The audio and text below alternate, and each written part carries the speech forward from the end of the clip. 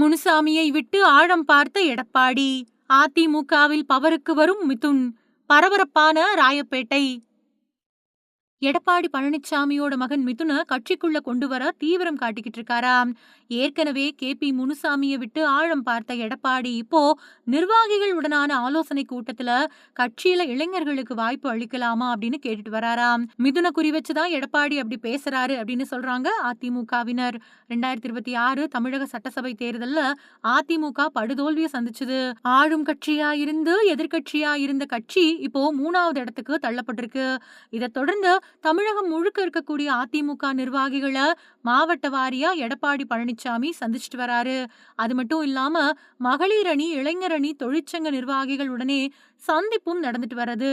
கடந்த சில தினங்களுக்கு முன்னாடி அதிமுக மாவட்ட செயலாளர்கள் கூட்டம் நடைபெற்றப்பவே இந்த விவகாரம் பெருசாச்சு.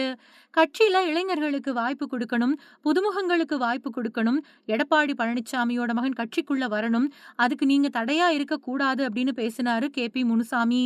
அதுக்கு அங்கிருந்த நிர்வாகிகள் வரவேற்பு தெரிவிச்சாங்க.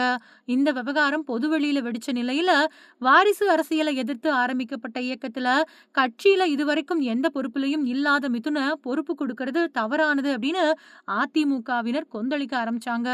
அதுக்கு பின்னாடி பேசின எடப்பாடி பழனிசாமி, என்னோட மகன் எப்பவுமே கட்சி பதவிக்கு வரமாட்டாரு அப்படின்னு சொல்லி அந்த விவகாரத்துக்கு முற்றுப்புள்ளி வச்சாரு.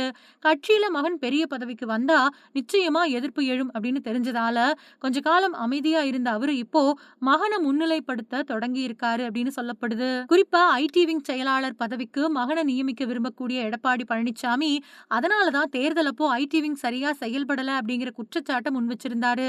இதனால ஏற்கனவே IT விங்ல பணியாற்றின ராஜ் சத்யன் உள்ளிட்டோர் அதிருப்தியில இருக்காங்களாம். அது மட்டும் இல்லாம கட்சிக்குள்ள புதியவங்களுக்கு, குறிப்பா இளைஞர்களுக்கு வாய்ப்பளிக்கலாமா, அவங்கள பெரிய பதவியில அமர்த்தலாம் அப்படின்னு அடிக்கடி நிர்வாகிகள் சந்திப்பு கூட்டத்துல எடப்பாடி பழனிசாமி கேள்வியை எழுப்பிட்டு வராரு. இதுவும் மகன் மிதுன குறி வச்சுதான் அப்படின்னு சொல்றாங்க.